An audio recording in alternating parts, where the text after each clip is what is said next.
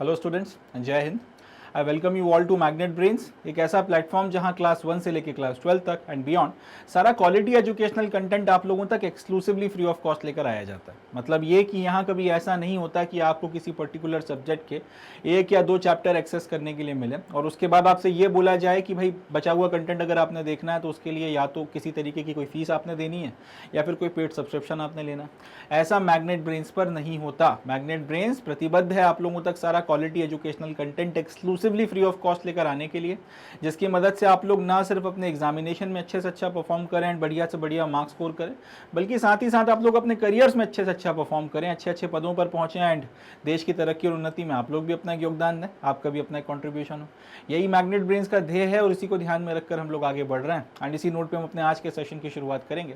तो आज का जो हमारा सेशन रहने वाला है, इसमें हम हमारी क्लास 11 ज्योग्राफी की किताब एनसीईआरटी की इंडिया फिजिकल एनवायरनमेंट, इसका क्लाइमेट वाला जो हमारा चैप्टर था, जिसमें हम लोगों ने इंडिया के क्लाइमेट को डिटेल में डिस्कस किया था, किस तरीके से हमारे देश में मॉनसून आते हैं, क्या फेनोमेनन है, किस तरीके से पूरा का पूरा जो फेनोमेनन है वो ट्रिगर होता है, क्या उसका मैकेनिज्म है, एंड इसके अलावा प्रोमिनेंटली इंडिया में मेट्रोलॉजिकल पॉइंट ऑफ व्यू से कितने सीजन्स होते हैं, सारी बातों को हम लोगों ने देखकर खत्म किया था। आज इसी पर्टिकुलर चैप्टर के जो एनसीईआरटी सॉल्यूशंस हैं उनको हम लोग डिस्कस करेंगे। तो काफ़ी इंटरेस्टिंग सेशन रहेगा। पहली चीज़ तो ये कि हमारा जो नॉलेज हम लोगों ने गेन किया है इस चैप्टर में उसको टेस्ट करने का मौका है। दूसरा ये हमको ये समझ में आएगा कि इस पर्टिकुलर चैप्टर से क्वेश्चंस किस तरीके से फ्रेज किए जाते हैं, किस तरीके से इस पर्टिकुलर चैप्टर से सवाल बनाए जाते हैं। ये बात जो है आपको बड़ी अच्छे से जो है इस पर्टिकुलर सेशन में समझ में आएगी। किस तरीके से उनका जवाब देना है ये भी अपने को समझ में आएगा। और कई बार वर्ड लिमिट्स वगैरह का खेल जब आता है तो अपना जो नॉलेज है, अपना जो कंटेंट है, उसे किस तरीके से कन्वे करना है कि वर्ड लिमिट की मर्यादा का ध्यान रखते हुए भी हम लोग मैक्सिमम से मैक्सिमम मार्क्स फेचअप कर सकें। सारी चीज़ें हम लोग सीखेंगे। काफ़ी सारी बातें जानने के लिए काफ़ी कुछ इंटरेस्टिंग हमको इसमें इस सेशन में सीखने को मिलेगा। एग्जामिनेशन पॉइंट ऑफ व्यू से, answer writing point of view से बहुत सारी इंटरेस्टिंग चीज़ें हैं। So now without any further ado here we begin. चलें कोई एक्सरसाइज के क्वेश्चंस के साथ में शुरू करते हैं। पहला क्वेश्चन ये रहा। पहला question, choose the right answer from the 4 alternatives given below. अब पहले हमको कुछ एमसीक्यूज वगैरह सॉल्व करने हैं तो देखते हैं। पहला, what causes rainfall on the coastal areas of Tamil Nadu in the beginning of winters. हमसे ये पूछा गया है कि तमिलनाडु में सर्दियों की शुरुआत में, या फिर यूँ बोलूँ कि जब पूरे देश में सर्दियाँ शुरू हो रही होती हैं नवंबर दिसंबर में, तब तमिलनाडु में बरसात होती है। अब सवाल ये पूछा गया है आखिर तमिलनाडु में ये बरसात, ये वर्षा या फिर ये जो वृष्टि है किस कारण से होती है। पूरे देश में तो सर्दियों में पानी बरसता नहीं है, फिर तमिलनाडु के कोस्टल इलाकों में ऐसी क्या खास वजह है, ऐसा क्या फैक्ट है या फिर ऐसा क्या फैक्टर है जिसके चलते बारिश हो रही है। अब हमको ये बताना है, ये चीज़ हमको इसके लिए जो सही ऑप्शन जो है उसको हमको टिक करना है। ऑप्शंस दिए हुए हैं साउथ वेस्ट मानसून, दूसरा है टेम्परेट साइक्लोन्स, तीसरा है नॉर्थ ईस्टर्न मानसून एंड चौथा है लोकल एयर सर्कुलेशन।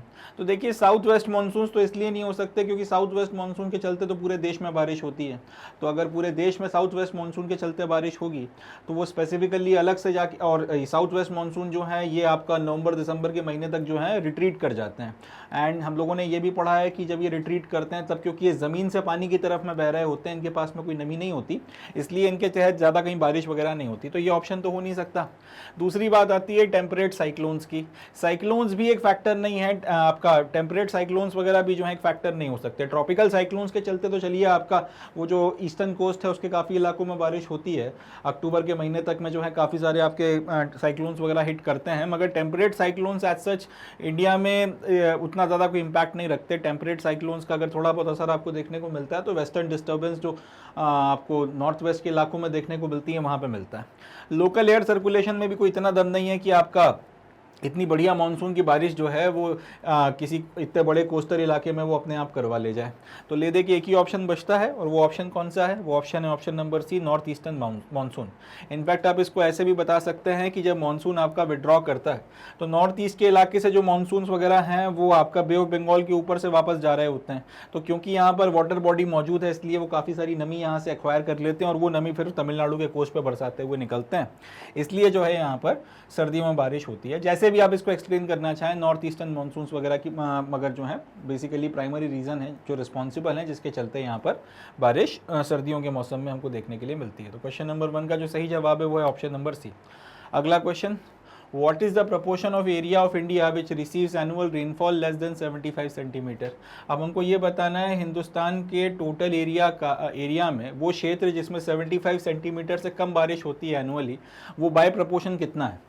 अगर पूरे इंडिया के एरिया को हम लोग ले लें, अगर हम 100% मान लें या फिर 1 मान लें, तो फिर उसमें से कितने एरिया या फिर कितना जो एरिया है जिसमें 75 सेंटीमीटर से कम बारिश होती है, उसको फिर हम लोग बाय परसेंटेज या बाय प्रपोर्शन कैसे डिफाइन करेंगे। तो हम इसका जवाब हमको बताना है कि ऐसा एरिया कितना है बाय प्रपोर्शन जहाँ पे 75 सेंटीमीटर से कम बारिश साल भर में होती है। ऑप्शन है हाफ, 1/3, 2/3, 3/4। इसका सही जवाब क्या है? इसका सही जवाब है लगभग 3/4 के आसपास इलाका हिंदुस्तान में ऐसा है जहाँ पे साल भर में 75 सेंटीमीटर से कम बारिश होती है। तो क्वेश्चन नंबर 2 का सही जवाब ऑप्शन नंबर डी है। अगला, which one of the following is not a fact regarding south India. अब हमको ये बताना है कि इनमें से साउथ इंडिया के बारे में कौन सा जो फैक्ट है वो सही नहीं है, या फिर साउथ इंडिया के बारे में जो 4 बातें लिखी गई हैं इनमें से कौन सी बात सच नहीं है। पहला, diurnal range of temperature is less here. दूसरा, annual range of temperature is less here. तीसरा, temperature here are high throughout the year. And चौथा, extreme climatic conditions are found here. तो एक एक करके हम लोग देख लेते हैं। Diurnal range of temperature is less here. Diurnal का मतलब क्या होता है? साल भर में जो आप टेम्परेचर निकालते हैं तो उसमें maximum and minimum limit calculate की जाती है, मैक्सिमम टेम्परेचर देखा जाता है और मिनिमम टेम्परेचर देखा जाता है, वो आपका डायर्नल टेम्परेचर हो गया। अब इन्होंने ये बोला है कि यहाँ पे डायर्नल टेम्परेचर की जो रेंज है वो लेस है, पहला। दूसरा, यहाँ पर जो एनुअल टेम्परेचर की रेंज होती है वो लेस होती है, यानी कि साल भर में मैक्सिमम मिनिमम टेम्परेचर की जो आप रेंज देख लोगे वो लेस है। डायर्नल में एक बात और आती है कि आप सीज़न टू सीज़न भी इसमें अच्छा खासा वेरिएशन देखते हो। एनुअल रेंज ऑफ टेम्परेचर जो है वो भी यहाँ पे लेस है। तीसरा, टेम्परेचर जो है यहाँ पे साल भर बहुत ज़्यादा हाई रहते हैं। और चौथा, यहाँ पर एक्सट्रीम क्लाइमेटिक कंडीशंस पाई जाती हैं। तो देखिए ये 3 फैक्ट तो यहाँ पर चलिए लागू होते हैं। डायर्नल रेंज ऑफ टेम्परेचर यहाँ पे कम है, ये बात सच है कि सीजन टू सीजन हमको यहाँ पर बहुत ज़्यादा टेम्परेचर में वेरिएशन या चेंजेस देखने को नहीं मिलते। नॉर्थ के इलाके में अगर किसी जगह पर सर्दी पड़ रही है, अच्छी खासी कड़ाके की सर्दी पड़ रही है, तो टेम्परेचर 1 डिग्री 2 डिग्री 3 डिग्री चला जाता है। अब उसी जगह पर अगर गर्मियों के मौसम में देखेंगे तो 30 40 45 50 डिग्री तक जो है टेम्परेचर हमको कई जगहों पर जाता हुआ दिखता है। तो यहाँ पर जो रेंज ऑफ टेम्परेचर है सीजन टू सीजन काफ़ी ज़्यादा चेंज कर रही है। साउथ में मगर ऐसा नहीं होता, साउथ में टेम्परेचर में इतना ज़्यादा वेरिएशन आपको पेनिनसुला के इलाके में खास तौर पे देखने को नहीं मिलता। तो पहला पॉइंट सही है। ये दूसरी बात कि भाई एनुअल रेंज ऑफ टेम्परेचर जो है वो भी यहाँ पे कम है, ये बात भी सच है, क्योंकि यहाँ पर कोई स्पेसिफाइड या फिर एक प्री डिफाइंड सर्दियों का या विंटर का सीजन आपको देखने को नहीं मिलता। तो यहाँ पे साल भर जो है मोर और लेस एक ही जैसा जो है मौसम रहता है, बहुत ज़्यादा वेरिएशन या फर्क नहीं आते। या यूँ बोलूँ कि साउथ के इलाकों में आपको सोने के लिए सर्दियों में रजाई की ज़रूरत नहीं पड़ती। जब नॉर्थ के इलाकों में जब रजाइयाँ ओढ़ी जा रही होती हैं तब साउथ में इतनी सर्दी नहीं होती कि वहाँ पर रजाई वगैरह ओढ़ने की ज़रूरत पड़े। एक स्पेसिफिक आपका सर्दियों का सीज़न होता ही नहीं है वहाँ पर। तो एनुअल रेंज ऑफ टेम्परेचर जो है वो भी कम है, ये बात सच है। दूसरा स्टेटमेंट भी सही हो गया। हम तीसरा स्टेटमेंट कि temperature here are high throughout the year, ये बात मोर और लेस सच है कि यहाँ पे टेम्परेचर जो है ठीक ठाक मात्रा में हाई रहते हैं। अब हाई का मतलब ये भी नहीं है कि 40 45 50 डिग्री टेम्परेचर जा रहा हो, 30 35 30 डिग्री के आसपास 32 35 इस तरीके का टेम्परेचर आपको यहाँ पे मोर और लेस देखने को मिलता है, क्योंकि इलाका इक्वेटर के ज़्यादा करीब है। और चौथा, extreme climatic conditions are found here. Extreme climatic conditions का मतलब वही कि सर्दियों में बहुत कम टेम्परेचर जा रहा है और उसी जगह पे गर्मियों में बहुत ज़्यादा टेम्परेचर जा रहा है। तो ये बात तो यहाँ पर नहीं होती, एक्सट्रीम क्लाइमेटिक कंडीशंस यहाँ पर हमको नहीं देखने को मिलती। तो ऑप्शन नंबर डी जो है वो सही जवाब है कि ये जो स्टेटमेंट है साउथ इंडिया के बारे में, ये फैक्ट गलत है, ये सच नहीं है। एक्सट्रीम क्लाइमेटिक कंडीशंस यहाँ पर नहीं होती हैं। तो नेक्स्ट क्वेश्चन अब देखते हैं, question number 4। Which one of the following phenomenon happens when the sun shines vertically over the Tropic of Capricorn in the southern hemisphere? अब अगर southern hemisphere में Tropic of Capricorn के ऊपर सूरज की किरणें वर्टिकल पड़ेंगी तो फिर इनमें से कौन सा फेनोमेनन होता है, हमको ये बताना है। ये हमारा ग्लोब हो गया, ये इक्वेटर हो गया, ये ट्रॉपिक ऑफ कैप्रिकॉन हो गया, ये ट्रॉपिक ऑफ कैंसर हो गया। अब ट्रॉपिक ऑफ कैप्रिकॉन के ऊपर जब सूरज की किरणें वर्टिकल पड़ रही होती हैं तब इनमें से कौन सी चीज़ होती है, अब हमको ये बताना है। ये हमारा ट्रॉपिक ऑफ कैप्रिकॉन है और इस पर सूरज की किरणें वर्टिकल पड़ रही हैं। दूसरे शब्दों में हम ये बोल सकते हैं ये सारी चीज़ जो है सर्दियों के वक्त में होती है। गर्मियों के वक्त में यही फेनोमेनन जून के आसपास में आपको ट्रॉपिक ऑफ कैंसर पे देखने को मिलता है, सर्दियों में वही चीज़ आपको ट्रॉपिक ऑफ कैप्रिकॉन पे देखने को मिल रही है। तो जब ये होता है तब क्या क्या फेनोमेनन होते हैं ये हमको बताना है, या फिर इन 4 में से कौन सी चीज़ होती है जो लिखी हुई है जब ये आपका ट्रॉपिक ऑफ कैप्रिकॉन के ऊपर सदर्न हेमिस्फीयर में सूरज की किरणें वर्टिकल पड़ना शुरू हो जाती हैं। पहला, high pressure develops over north western India due to low temperatures. दूसरा, low pressure develops over north western India due to high temperature. तीसरा, no change in temperature and pressure occur in north western India. And चौथा, loo blows in the north western India. चार options अपने को दिए हैं। हम पहले सबसे इलॉजिकल ऑप्शन जो है इसको हम लोग एलिमिनेट करेंगे। ट्रॉपिक ऑफ कैप्रिकॉर्न पे सदर्न हेमिस्फीयर में अगर सूरज की किरणें वर्टिकल पड़ेंगी तो ये चीज़ आपको सर्दियों के मौसम में होती हुई दिखती है, और सर्दियों के मौसम में हिंदुस्तान में कहीं पर लू नहीं चलती, इसलिए आपका ऑप्शन नंबर डी जो है वो गलत हो जाएगा। ऑब्वियस सी बात है, अब अगर ट्रॉपिक ऑफ कैप्रिकॉर्न के ऊपर सूरज की किरणें वर्टिकल पड़ रही हैं तो वहां पर जो है क्लाइमेटिक कंडीशंस में कुछ चेंज आएगा, एंड करस्पॉन्डिंगली नॉर्थ के इलाकों में या फिर नदर्न हेमिस्फीयर में भी आपको प्रेशर टेम्परेचर में कुछ चेंजेस देखने को मिलेगा। तो ये वाला स्टेटमेंट भी गलत है कि कोई चेंजेस वगैरह नहीं आते। अब बचते हैं दो स्टेटमेंट्स। हम लोग फिर से वापस लौटते हैं अपने ग्लोब के ऊपर। ये ट्रॉपिक ऑफ ये आपका इक्वेटर हो गया, ये ट्रॉपिक ऑफ कैप्रिकॉर्न हो गया, और ये ट्रॉपिक ऑफ कैंसर हो गया। अब यहाँ पर सूरज की किरणें वर्टिकल पड़ रही हैं, इसका मतलब यहाँ पर टेम्परेचर हाई हो जाएगा। हमने देखा था कि जब किसी जगह पे टेम्परेचर हाई हो जाता है तो वहाँ पर एयर जो है वो हीट अप होकर ऊपर की तरफ में उठती है। अब हवा जब ऊपर की तरफ में उठती है तो उसके चलते यहाँ पर एक लो प्रेशर का एरिया जनरेट होगा, उसी के करस्पॉन्डिंग यहाँ पर जो है अब आपका एक हाई प्रेशर का एरिया जनरेट हो जाएगा, और ये हाई प्रेशर के एरिया के चलते फिर अल्टीमेटली मानसून आपका ये हाई प्रेशर का एरिया जनरेट होगा, और मानसून की विंड जो है यहाँ से यहाँ की तरफ में high pressure to low pressure blow करना शुरू कर देंगे। तो यहाँ पर अब ये जो दो ऑप्शन है, लो प्रेशर तो आपका ट्रॉपिक ऑफ कैप्रिकॉर्न पे या फिर वहां आपका नीचे के इलाकों में डेवलप होगा, नॉर्थ वेस्ट के इलाकों में डेवलप हो नहीं सकता। लो प्रेशर जो है आपका नीचे के इलाकों में डेवलप होगा, नॉर्थ वेस्ट के इलाकों में डेवलप हो नहीं सकता, तो ये गलत हो गया। हाई प्रेशर डेवलप होगा, जो हमने अभी देखा बात करी, तो हाई प्रेशर जो है वो डेवलप होगा। इसलिए अब क्वेश्चन नंबर ये फोर्थ का जो सही जवाब है वो है ऑप्शन नंबर ए, कि जब tropic of Capricorn southern hemisphere में सूरज की किरणें इसके ऊपर वर्टिकल पड़ती हैं तब क्या होता है, तब नॉर्थ वेस्ट के इलाकों में हाई प्रेशर डेवलप होता है, और इसी के चलते फिर मानसून की विंड जो है वो आपका लैंड टू सी जो है ब्लो करना शुरू करती हैं। तो फोर्थ का जो सही जवाब है वो है ऑप्शन नंबर ए। चलें नेक्स्ट क्वेश्चन देखते हैं, question number 2। Answer the following questions in about 30 words. अब 30 शब्दों में हमको इस सवाल का जवाब देना है। What is the intertropical conversion zone. हालांकि इसको 30 शब्दों में समझाना चाहिए, बट फिर भी मैंने इसको डिटेल में एक्सप्लेन किया है, ताकि अगर आपको एक्सप्लेन करने के लिए लंबा थोड़ा आ जाए तो उसमें भी आप इसको लिख सकें। तो इंटरट्रॉपिकल कन्वर्जन जोन क्या है, ITCZ क्या है, हमको बेसिकली ये डिफाइन करना है। तो इंटरट्रॉपिकल कन्वर्जन जोन एक लो प्रेशर का बेल्ट है या फिर जोन है जो इक्वेटर पे हमको देखने को मिलता है। स्पेसिफिकली अगर इक्वेटर से 5 डिग्री ऊपर और 5 डिग्री नीचे तक का पूरा इलाका अगर हम कंपेयर ले लें तो ये पूरे के पूरे इलाके में हमको इंटरट्रॉपिकल कन्वर्जन जोन जो है देखने के लिए मिलता है। अब ये वो इलाका है जहां पर आपका ट्रेड विंड्स आकर मिलती हैं और एयर जो है असेंड करती है या फिर ऊपर की तरफ में उठती है।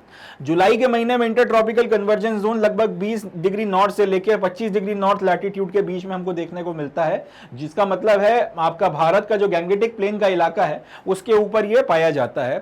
अब कई बार इसको जो है हम लोग मॉनसून ट्रफ के नाम से भी जानते हैं।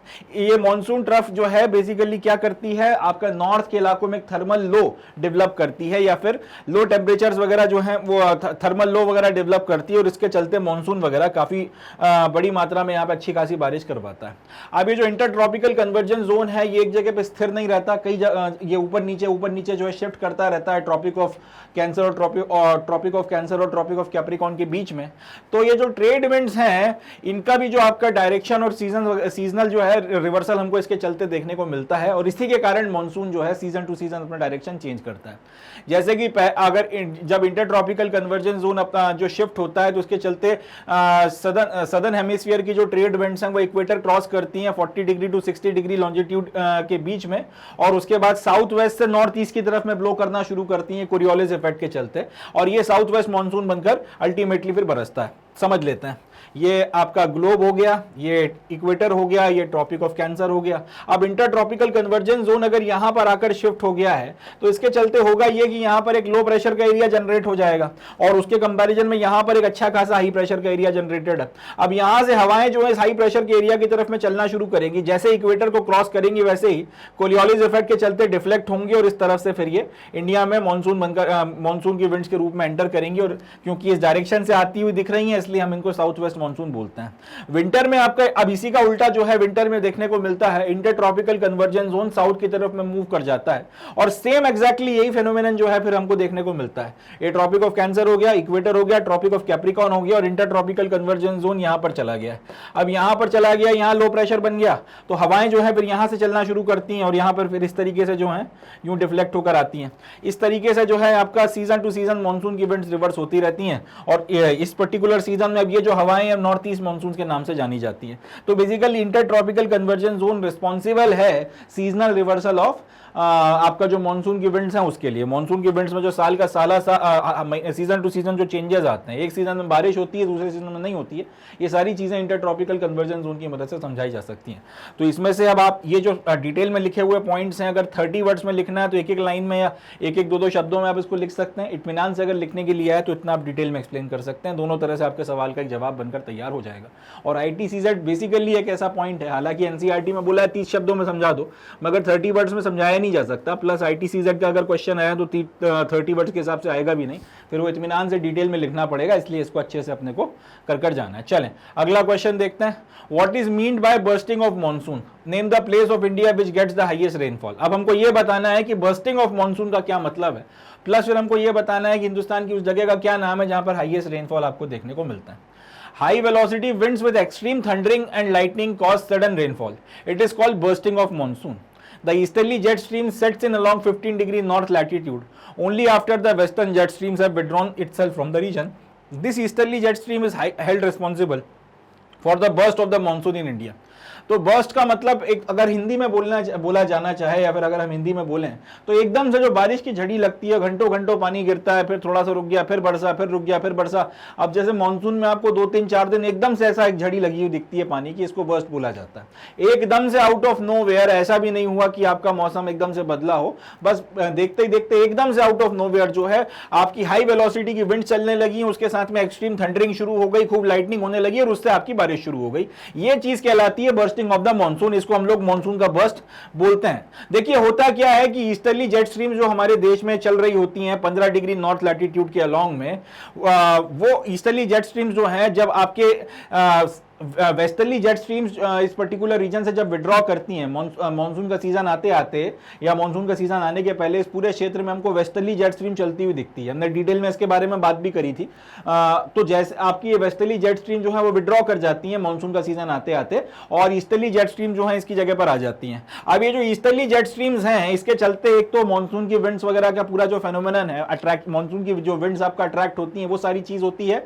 दूसरी चीज ये है कि इन्हीं के चलते आपको मानसून का एकदम से जो झड़ी लगती है पानी की, जो बर्स्ट होता है वो भी होता हुआ समझ में आता है। तो एक तो ये कि मानसून का बर्स्ट होता क्या है, मानसून का बर्स्ट एकदम से जो आपका एकदम से जो है वेलोसिटी बढ़ जाती है विंड्स की और खूब ज्यादा लाइटनिंग एंड थंडरिंग के साथ में बारिश शुरू हो गई, ये आपका मानसून का बर्स्ट कहलाता है। होता क्यों है? होता है क्योंकि आपकी ईस्टर्ली जेट स्ट्रीम्स वगैरह जो है इंडिया के ऊपर ब्लो कर रही होती हैं और इनके चलते पूरा का पूरा मानसून का मैकेनिज्म या फेनोमेनन ट्रिगर होता है जो मानसून बर्स्ट के लिए जिम्मेदार होता है। चलें आगे बढ़ते हैं। The highest rainfall occurs along the west coast on the western Ghats as well as in the sub-Himalayan areas in the northeast and the hills of Meghalaya. Here the rainfall exceeds 200 centimeters. तो सबसे ज्यादा बारिश कहां देखने को मिलती है? Western Ghats के वेस्ट कोस्ट पे, सब हिमालयन रीजन जो नॉर्थ ईस्ट के मिलते हैं वहां पे, यहाँ पे कई बार और इसके अलावा जो मेघालय के पहाड़ हैं वहां पे, यहाँ पे कई बार बारिश 200 सेंटीमीटर से ज्यादा हो जाती है। कई बार आपके ये जो मेघालय के इलाके की बात कर लें, खासी और जैंतिया हिल्स वगैरह में कई बार बारिश 1000 सेंटीमीटर से ज्यादा हो जाती है। ब्रह्मपुत्र वैली की बात कर लीजिए और एडजॉइनिंग हिल्स की बात कर ली जाए तो यहां पे रेनफॉल 200 सेंटीमीटर से कम होता है। और स्पेसिफिकली ये तो खैर आपकी इंपॉर्टेंट प्लेसेस हो गई जहां पे बारिश होती है। अब एक पर्टिकुलर जगह जहां पे सबसे ज्यादा बारिश होती है तो उसका नाम है मौसिनराम एंड ये आपका पड़ता है मेघालय में। चले आगे बढ़ते हैं, नेक्स्ट क्वेश्चन देखते हैं। तो नेक्स्ट क्वेश्चन है, which type of cyclones cause rainfall in north western India during winter. Winter के वक्त में या सर्दियों में नॉर्थ वेस्ट के इलाकों में किस तरीके के साइक्लोन्स के चलते बारिश होती है, and where do they originate. हमको ये भी बताना है कि इनका ओरिजिन कहाँ पर होता है। तो इसका जवाब है कि भाई वेस्टर्न साइक्लोनिक डिस्टर्बेंस जो है वो इंडिया के नॉर्थ वेस्ट के इलाकों में रेनफॉल करवाते हैं विंटर के वक्त में। अभी जो वेस्टर्न साइक्लोनिक डिस्टर्बेंसेज हैं ये इंडियन सब कॉन्टिनेंट में वेस्ट से इंटर करते हैं प्लस नॉर्थ वेस्ट से एंटर करते हैं सर्दियों के मौसम में।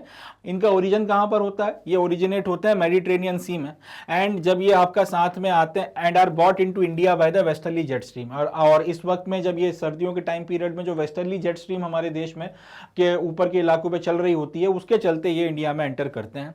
An increase in the prevailing night temperature generally indicates an advance in the arrival of the cyclonic disturbances. And इनके आने के पहले की एक पर्टिकुलर सर्कमस्टांसेस क्या है, रात के वक्त का जो टेम्परेचर है वो एकदम से बढ़ जाता है। तो अब जैसे आपको सर्दियों में एकदम से समझ में आए कि रात में थोड़ा सा गर्म माहौल हो रहा है, तो फिर एक इंडिकेशन है कि बहुत जल्दी बारिश आने वाली है, और या फिर यूं बोलूं कि वेस्टर्न साइक्लोनिक डिस्टर्बेंसेस आने वाले हैं जिसके चलते बारिश वगैरह आएगी। तो ये अपने को याद रखना है कि किस तरीके के साइक्लोन्स के चलते बारिश होती है, वेस्टर्न साइक्लोनिक डिस्टर्बेंसेस के चलते बारिश होती है, एंड इनको कौन लेकर आता है या फिर ये किसके चलते इंडिया में पहुंचते हैं। तो जो वेस्टर्न आपका जो वेस्टर्न वेस्टर्ली जो चल रही होती है, या फिर यूं बोलूं कि वेस्ट से चलने वाली जो आपकी जेट स्ट्रीम है, जो वेस्टर्न जेट स्ट्रीम चल रही होती है, उसके चलते ये इंडिया में एंटर करते हैं। एंड मेडिटेरेनियन सी के आसपास में इनका ओरिजिन होता है। इनके आने के पहले क्या होता है, नाइट का टेम्परेचर एकदम से बढ़ जाता है और उसके बढ़ने के चलते फिर अल्टीमेटली बारिश वगैरह हमको देखने को मिलती है। चलें आगे बढ़ते हैं। Question number 3, answer the following question in not more than 125 words. अब हमको अगले सवाल का जवाब देना है और इसका जवाब 125 शब्दों से ज़्यादा में नहीं देना। देखते हैं। Notwithstanding the broad climatic unity, the climate of India had many regional variations. Elaborate this statement giving suitable examples. या ये सवाल को अगर हम लोग इस तरह से डिस्क्राइब कर सकते हैं कि पूरे देश में अगर हम देखें तो हमने पूरे देश के क्लाइमेट को मॉनसून टाइप ऑफ क्लाइमेट बोल रखा है। मतलब ये कि हमारे देश में क्लाइमेटिक यूनिटी हमको देखने को मिलती है, मॉनसून टाइप ऑफ क्लाइमेट हमको देखने को मिलता है, मगर उसके बाद भी पूरे देश के अलग अलग क्षेत्रों में रीजनल वेरिएशंस क्लाइमेट में काफ़ी ज़्यादा होते हैं। तो ये जो स्टेटमेंट है इसको इलाबोरेट करना है सुटेबल एग्जाम्पल्स के साथ में। इसका जवाब ये बनेगा कि भाई मॉनसून रिजाइम जो है emphasises the unity of India with the rest of the Southeast Asian region. This view of broad unity of the monsoon type of climate should not, however, lead one to ignore its regional variations which differentiate the weather and climate of different regions of India. मतलब यह कि monsoon का जो climate है, no doubt कि पूरे India का जो क्लाइमेट है उसको हमने मॉनसून टाइप ऑफ क्लाइमेट में क्लासीफाई किया है। इनफैक्ट पूरे साउथ ईस्ट एशिया में जो है मॉनसून टाइप ऑफ क्लाइमेट है, तो कहीं ना कहीं ये मॉनसून टाइप ऑफ क्लाइमेट का क्लासिफिकेशन पूरे इंडिया के लिए आपको एक तरीके से रीजनल इंटीग्रिटी में या फिर यूनिटी में लेकर आता है साउथ ईस्ट एशियन रीजन के साथ में। हालांकि अब आपने ये बोल दिया कि भैया इस पूरे के पूरे क्षेत्र में आपका मॉनसून टाइप ऑफ क्लाइमेट आता है, इसका ये मतलब नहीं है कि आपको रीजनल वेरिएशंस देखने को नहीं मिलेंगे। ना सिर्फ यहां पे रीजनल वेरिएशंस होते हैं, मगर बड़े प्रोमिनेंट रीजनल वेरिएशंस जो हैं आपको इंडिया के वेदर एंड क्लाइमेट में देखने के लिए मिलते हैं। अब हमको ये बोला गया है कि आप इसको एक्सप्लेन करिए कुछ सुटेबल एग्जांपल्स के साथ में। तो सबसे पहले अपन केरला और तमिलनाडु की बात कर लेते हैं, साउथ की। इनका अगर आप क्लाइमेट देखोगे तो ये उत्तर प्रदेश और बिहार का जो क्लाइमेट है नॉर्थ में, उससे ऑल टुगेदर अलग है। बहुत ज्यादा फर्क आपको यहां पर देखने को मिलता है, in spite of the fact कि यूपी बिहार में भी मानसून टाइप ऑफ क्लाइमेट है और केरल और तमिलनाडु में जो है वहां पर भी आपको मानसून टाइप ऑफ क्लाइमेट देखने के लिए मिल रहा है। एग्जांपल के लिए जब आपका वेस्टर्न राजस्थान में कई बार टेम्परेचर 55-50 डिग्री तक चला जाता है, ये इसी वक्त में अब आपको -45 डिग्री के आसपास तक टेम्परेचर लेह में देखने को मिल रहा होता है। राजस्थान में जिस दिन चुरू में लगभग 50 डिग्री के आसपास टेम्परेचर चला जाएगा, उस दिन तावांग में मुश्किल से मुश्किल जो है टेम्परेचर 19 डिग्री के आसपास जाएगा, और सारी की सारी जगहों पर मॉनसूनल क्लाइमेट हमको देखने को मिलता है। तो ये एक इंडिकेशन है रीजनल वेरिएशंस का। इसी तरीके से दिसंबर की रात को टेम्परेचर द्रास में, जो जम्मू कश्मीर का इलाका है, -45 तक जा सकता है। इसी वक्त तिरुवनंतपुरम में टेम्परेचर या चेन्नई में जो टेम्परेचर है वो 20 से 22 डिग्री से ज्यादा नहीं जाएगा, और दोनों जगहों का क्लाइमेट मॉनसूनल टाइप है। केरला और अंडमान में जो है आपका डे और नाइट के टेम्परेचर में बहुत ज्यादा डिफरेंस नहीं होता, हार्डली आपका कुछ 7 या 8 डिग्री का डिफरेंस आपको टेम्परेचर में दिन और रात में देखने के लिए मिलता है। अब इसी को अगर थार के साथ में कंपेयर कर लिया जाए तो थार के रेगिस्तान या डेजर्ट्स में दिन में टेम्परेचर 50 डिग्री चला जाता है और रात में वहीं पे टेम्परेचर 15 से 20 डिग्री के बीच में आ जाता है। इतना ज्यादा वेरिएशंस देखने को मिलता है, और दोनों जगहों पर हमको क्या देखने को मिल रहा है, मॉनसूनल टाइप ऑफ क्लाइमेट। इसी तरीके से हिमालय के इलाके में स्नोफॉल हो रही है और बाकी पूरे के पूरे देश में जो है बारिश होती है। तो ये सारे के सारे वेरिएशंस जो है हमको देखने को मिलते हैं, प्लस साथ ही साथ प्रेसिपिटेशन जो है इसमें भी आपको कई जगहों पे वेरिएशन देखने को मिलता है अमाउंट के पॉइंट ऑफ व्यू से, कि कहीं पर ज्यादा बारिश होती है, कहीं पे कम होती है। चेरापूंजी और मौसीराम जो खासी हिल्स में है मेघालय में, यहां पे 1080 सेंटीमीटर के आसपास तक एक साल में बारिश होती है, और जैसलमेर में ले देकर 9 सेंटीमीटर या 10 सेंटीमीटर बारिश एक साल में हो जाए तो बहुत बड़ी बात है। और दोनों की दोनों जगह मॉनसूनल क्लाइमेट के बेसिस पे क्लासिफाई की गई हैं। गारो हिल्स में मेघालय में एक जगह पड़ती है तुरा, यहां पर एक दिन में इतनी बारिश हो जाती है, या फिर कई बार मॉनसून के सीजन में यहां पर इतनी बारिश आपको देखने को मिलती है जितना जैसलमेर में 10 साल में नहीं होगी। इसी तरीके से आपका while the annual annual precipitation is less than 10 centimetre in north western Himalayas. North west के हिमालयों में एनुअल प्रेसिपिटेशन 10 सेंटीमीटर से ज़्यादा नहीं जाता, और साथ ही साथ वेस्टर्न डेजर्ट्स में, मेघालय के जो इलाके हैं या फिर जो ईस्टर्न आपके हिल्स वगैरह हैं, यहाँ पे 400 सेंटीमीटर से ज़्यादा बारिश हमको देखने को मिलती है, जबकि दोनों जगहों पे आपके पहाड़ हैं और दोनों जगहों पे मॉनसूनल क्लाइमेट्स वगैरह हैं। गंगा डेल्टा और कोस्टल प्लेन्स जो है उड़ीसा के, यहाँ पर काफ़ी ज़्यादा ये आपके काफ़ी स्ट्रॉन्ग जो है रेन बियरिंग स्टॉर्म्स वगैरह यहाँ पर हिट करते हैं हर तीसरे से पांचवें दिन में, जुलाई के महीने में और अगस्त के महीने में। कोरोमंडल के कोस्ट की अगर बात की जाए इसी टाइम पीरियड में, तो यहाँ पर जनरली जो है इस मौसम में इतनी ज़्यादा कोई आपको प्रेसिपिटेशन या देखने को नहीं मिलती है। इनफैक्ट ये पूरा का पूरा इलाका जनरली जो है ड्राई जाता है इस पूरे के पूरे टाइम पीरियड में। तो most part of the country जो है इसमें जनरली आपका जून सितंबर में बारिश होती है। तमिलनाडु के कोस्ट में जो है जनरली आपका नवंबर दिसंबर में जब विंटर सीजन शुरू हो रहा होता है तब बारिश आपको देखने को मिलती है। तो ये सारे के सारे एग्जांपल्स जो हैं इस बात की तस्दीक करते हैं, या फिर इस पर्टिकुलर बात को आप कह सकते हैं कि बहुत अच्छे से एस्टैब्लिश करते हैं कि इंस्पाइट ऑफ द फैक्ट कि पूरे देश में मॉनसून टाइप ऑफ क्लाइमेट है, मगर अपने खुद के जो है वेरिएशंस हमको देखने को मिलते हैं। सीजनल वेरिएशंस आपको टेम्परेचर में प्लेस टू प्लेस देखने को मिलते हैं, प्रेसिपिटेशन में आपको वेरिएशंस देखने को मिलते हैं, क्लाइमेट के में आपको डिफरेंसेस देखने को मिलते हैं। और मॉनसून की भी अगर बात की जाए तो उसका रिदम और कैरेक्टर पूरे देश में एक जैसा नहीं है, कहीं पर बहुत ज्यादा है, कहीं पर बहुत कम है, मगर ओवरऑल आपको ये सारी की सारी चीजें देखने को मिलती हैं। चलें आगे बढ़ते हैं नेक्स्ट क्वेश्चन की तरफ, देखते हैं इसे। How many distinct seasons are found in India as per the Indian Meteorological Department? Discuss weather conditions associated with any one season in detail. तो हमको यहाँ पे ये पूछा गया है कि इंडिया में इंडियन मेट्रोलॉजिकल डिपार्टमेंट के क्लासिफिकेशन के बेसिस पर कितने सीजन्स होते हैं। पहली चीज़ तो ये बतानी। दूसरी बात ये कि इन सीजन्स में से कोई एक पर्टिकुलर सीजन में जो वेदर कंडीशंस होती हैं उसको हमको डिटेल में एक्सप्लेन करना है। तो पहले हम लोग 4 सीजन्स के नाम लिखेंगे और फिर कोई भी एक पर्टिकुलर सीज़न आप अपनी मर्जी का जो है उसमें डिटेल में डिस्क्राइब कर सकते हैं। बातचीत हम लोगों ने करी रखी है कि हर एक सीज़न की क्या कैरेक्टरिस्टिक्स होती हैं, क्या उसमें इंपॉर्टेंट पॉइंट्स हैं जिनको हाईलाइट करना, वो सारी बातें भी हमने देख रखी हैं। तो सवाल का जवाब कुछ इस तरह से शुरू होगा। In India as per the Indian meteorological department there are 4 distinct seasons. Indian meteorological department के पॉइंट ऑफ व्यू से देखा जाए तो हिंदुस्तान में कुल मिलाकर 3 सीजन्स होते हैं, ठीक है।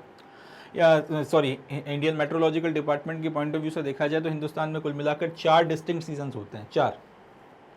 पहला है विंटर सीजन जो आपको दिसंबर टू फरवरी देखने के लिए मिलता है।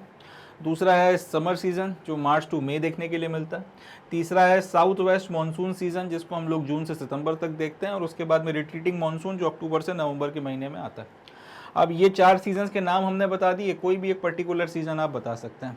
ओवरऑल देखिए इंडिया की अगर बात की जाए तो सर्दी एक पर्टिकुलर टाइम पीरियड में पड़ती है, 2-3-4 महीनों में आपको 2 महीनों में 3 महीनों में सर्दी देखने के लिए मिलती है। बारिश भी 2-3 महीनों में होती है। एक सीज़न जो लगभग मुझे ऐसा लगता है कि 7-8 महीने उसका प्रभाव आपको देखने को मिलता है, 3-4 महीने प्रचंड, और उसके अलावा अगर आप देखोगे तो मोर और लेस ऊपर नीचे होते हुए उसका प्रभाव आपको देखने को मिलता है। वो सीज़न है समर्स का, 3-4 महीने 2 से 3 महीने अच्छी तगड़ी गर्मी पड़ती है। इसके अलावा अगर आप देखोगे तो पूरा जो जिस वक्त में बारिश हो रही होती है उस वक्त में भी जब बारिश नहीं होती है तो ऐसा नहीं है कि हम लोग कंबल ओढ़ लेते हैं या फिर स्वेटर पहनने लगते हैं। मोर और लेस एट टेम्परेचर वगैरह जो है वो ठीक ठाक मात्रा में जो है हाई रहता है। अक्टूबर के महीने तक टेम्परेचर आपको ठीक ठाक मात्रा में हाई देखने के लिए मिलता है। तो अगर आप ब्रॉड वे में कहना चाहो, अगर आप मोटे मोटे तौर पर बोलना चाहो तो हिंदुस्तान में 7-8 महीनों की गर्मी पड़ती है। तो प्रोमिनेंटली जो एक सीज़न या फिर उसकी कैरेक्टरिस्टिक्स दूसरे सीज़न में भी अगर हमको देखने को मिलती हैं तो उसका नाम है समर सीज़न। इसलिए हम लोग समर सीज़न को डिटेल में डिस्कस करेंगे। इसकी कैरेक्टरिस्टिक्स को हम लोग यहाँ पर मैं कम से कम डिटेल में लिखूंगा। अगर आप लिखना चाहें तो आप में से कोई विंटर के बारे में, साउथ वेस्ट मानसून के बारे में या रिट्रीटिंग मानसून के बारे में भी लिख सकता है, आपकी मर्जी है, बट मैं समर सीज़न के बारे में लिखूंगा। तो समर सीज़न अप्रैल, मई और जून के महीने में जो है आपको समर देखने के लिए मिलता है प्रोमिनेंटली नॉर्थ इंडिया में। In most parts of India temperature recorded are between 30 degree to 32 degree centigrade. अब ये तो खैर पुरानी बात हो गई, 30 से 32 डिग्री एवरेज टेम्परेचर की बात कर रहे हैं, क्योंकि जनरली टेम्परेचर लगभग हर जगह हिंदुस्तान में कम से कम नॉर्थ के इलाकों में अब 40 से तो ऊपर ही जा रहा है। तो मोस्ट पार्ट ऑफ इंडिया में जो टेम्परेचर्स हैं एवरेज की अगर बात की जाए तो 30 से 32 के बीच में देखने को मिलते हैं। मार्च में जो हाईएस्ट डे टेम्परेचर है लगभग 38 डिग्री के आसपास पहुंच जाता है दक्कन प्लेट्यू में अप्रैल के महीने में। मगर इसी वक्त में अगर आप गुजरात और मध्य प्रदेश की बात करो तो यहाँ पे टेम्परेचर 38 टू 43 डिग्री के बीच में वेरी करता है। मई के महीने में हीट बेल्ट जो है और ज़्यादा फर्दर नॉर्थ में मूव करता है, नॉर्थ वेस्टर्न पार्ट में मूव करता है, और टेम्परेचर लगभग जो है 48 डिग्री तक भी कई जगहों पर टच कर जाता है। अनकॉमन नहीं है, कई जगहों पे 48 डिग्री तक भी जो है टेम्परेचर चला जाता है। साउथ की बात की जाए तो हॉट वेदर सीजन जो है साउथ में उतना प्रचंड नहीं आता, उतनी इंटेंस आपको हीटिंग साउथ में होती हुई नहीं दिखती है जितनी इंटेंस हीटिंग आपको नॉर्थ में मिलती है, खासतौर पे जो आपका पेनिनसुला का पार्ट है वहाँ पर, क्योंकि वहाँ पे ओशियन के से आप ज़्यादा करीब हो तो मॉडरेटिंग इन्फ्लुएंस जो है वो असर दिखाता है। और इसके चलते वहाँ पर जो टेम्परेचर है ओवरऑल नॉर्थ के इलाकों में जो प्रिवेलिंग टेम्परेचर चल रहे थे उनकी अपेक्षा काफ़ी ज़्यादा कम हो जाता है, और इसके चलते यहाँ पर जो है परिस्थितियाँ काफ़ी ठीक बनी रहती हैं, काफ़ी ज़्यादा जो है सुखद परिस्थितियाँ आपको यहाँ पर देखने के लिए मिलती हैं। तो यहाँ पे टेम्परेचर 26 डिग्री टू 32 डिग्री के बीच में देखने को मिलता है, ऑन एन एवरेज बात कर रहा हूँ यहाँ पे भी, ठीक है, स्पेसिफिक नहीं, एवरेज बात कर रहा हूँ। Due to altitude the temperature in the hills of western Ghat remain below 25 degrees.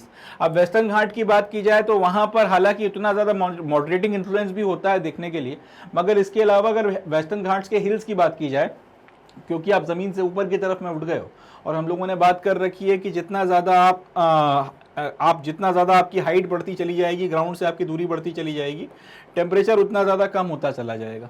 तो वेस्टर्न घाट्स में भी अगर आप हिल्स की बात करें, हिल स्टेशंस वगैरह की बात करें, क्योंकि अब एक सर्टेन हाइट पर हैं, इसलिए होता यह है कि यहाँ पर टेम्परेचर जो है काफ़ी ज़्यादा कम रहता है, लगभग 25 डिग्री के नीचे जो है आपको टेम्परेचर देखने के लिए मिलता है। कोस्टल रीजन्स में बात करेंगे तो टेम्परेचर जो है does not decrease from north to south, rather it increases from the coast to the interior. ये भी देखने वाली बात है कि कोस्टल इलाकों में अब ऐसा नहीं हो रहा कि आप ऊपर से नीचे की तरफ में आ रहे हो तो टेम्परेचर इंक्रीज हो रहा है इस लॉजिक के बेसिस पे कि आप इक्वेटर के ज़्यादा करीब जा रहे हैं। बजाय इसके होता यह है कि आपका जो कोस्ट है वहाँ पे आप कोस्ट से जैसे इंटीरियर इलाके में जाते हैं वैसे वैसे आपका टेम्परेचर इंक्रीज होता चला जाता है कोस्टल इलाकों में मॉडरेटिंग इन्फ्लुएंस के चलते, और अंदर के इलाकों में फिर आप जैसे जैसे आओगे वैसे वैसे कॉन्टिनेंटैलिटी आपको देखने को मिलती है, मॉडरेटिंग इन्फ्लुएंस कम होता है सी का, इसके चलते यहाँ पे टेम्परेचर बढ़ता चला जाता है। This means daily minimum temperature during the summer months also remains quite high and rarely goes below 26 degree. तो इसके चलते कोस्ट के इलाकों में भी टेम्परेचर 26 डिग्री के आसपास तक तो रहता है, ठीक ठाक हाई टेम्परेचर है, मगर इससे ऊपर जनरली नहीं जाता। आप अगर अंदर के इलाकों में जाएंगे तब आपको इससे ज़्यादा ऊपर जाते हुए देखने को मिलता है। तो इसी के साथ में ये वाला क्वेश्चन जो है अपना वो खत्म होता है, एंड इसी के साथ में अपनी एनसीईआरटी की जो एक्सरसाइज है वो भी यहाँ पर समाप्त होती है। एंड अब अपन लोग सेशन भी जो है इसको यहीं पे ख़त्म करेंगे। हालांकि एंड करने के पहले एक बात मैं आपको बताना चाहूँगा, वो ये है कि मैंने आपको सेशन की शुरुआत में ही कहा था कि मैग्नेट ब्रेन्स पर सारा क्वालिटी एजुकेशनल कंटेंट आपको exclusively free of cost provide कराया जाता है। तो ये जो सारा का सारा क्वालिटी एजुकेशनल कंटेंट है, ये सारा जो क्वालिटी एजुकेशनल कंटेंट है ये आप कैसे एक्सेस कर सकते हैं, इसका जवाब ये है कि इसको आप अपने मोबाइल फ़ोन पर एक्सेस कर सकते हैं, इसको आप अपने टैबलेट पर एक्सेस कर सकते हैं, इसको आप अपने पीसी पर भी चला सकते हैं। इसके थ्रू आप मैग्नेट ब्रेन्स के हमारे यूट्यूब चैनल को विजिट करिए, आप मैग्नेट ब्रेन्स की हमारी वेबसाइट पर जाइए, या फिर आप मैग्नेट ब्रेन्स का ऐप डाउनलोड कर वहाँ से इसको देख लीजिए। जो आपको तरीका ठीक लग रहा है उसकी मदद से आप इन तीनों में से किसी भी मोड्स पर जाकर हमारा कंटेंट एक्सेस कर सकते हैं। बिसाइड दिस आपको रिवीजन के लिए नोट्स की ज़रूरत पड़ेगी तो उसके लिए बुक्स और ई बुक्स जो हैं वो लिंक्स, उनके भी लिंक्स डिस्क्रिप्शन में डले हुए हैं, आप जाके वहाँ से इनको भी जो है एक्सेस कर सकते हैं। हार्ड कॉपी बुक्स लेना चाहें तो वो ले सकते हैं, सॉफ्ट कॉपी ई बुक्स लेना चाहें तो वो ले सकते हैं। इसके अलावा अगर आप लोगों की कोई और नई डिमांड है, कोई शिकायत है, कोई बात आप हमसे शेयर करना चाहते हैं तो हम in various social media platforms पर मौजूद हैं, इनमें से किसी की भी मदद से आप हमसे कनेक्ट कर सकते हैं एंड हम आपको फिर रिप्लाई करेंगे। तो जितना हो सके भाई इस वेंचर का इस्तेमाल करें और इसकी मदद से अपने एग्जामिनेशन की प्रिपरेशन को जो है ज़्यादा से ज़्यादा इन्हांस करें, अपने दूसरे फ्रेंड्स वगैरह को भी इसके बारे में बताएं ताकि वो भी इसका लाभ ले सकें। सो इसी नोट पे आज का सेशन जो है मैं समाप्त करता हूं। इस पर्टिकुलर चैप्टर के एनसीईआरटी सॉल्यूशंस यहाँ पे खत्म होते हैं। जो नेक्स्ट अपना सेशन रहेगा उसमें हम लोग नेक्स्ट चैप्टर के एनसीईआरटी सॉल्यूशंस को डिस्कस करेंगे। तब तक के लिए अपना बहुत ध्यान रखें, खुश रहें, पॉजिटिव रहें, हंसते मुस्कुराते रहें एंड जुड़े रहें मैग्नेट ब्रेन्स के साथ। थैंक यू, जय हिंद।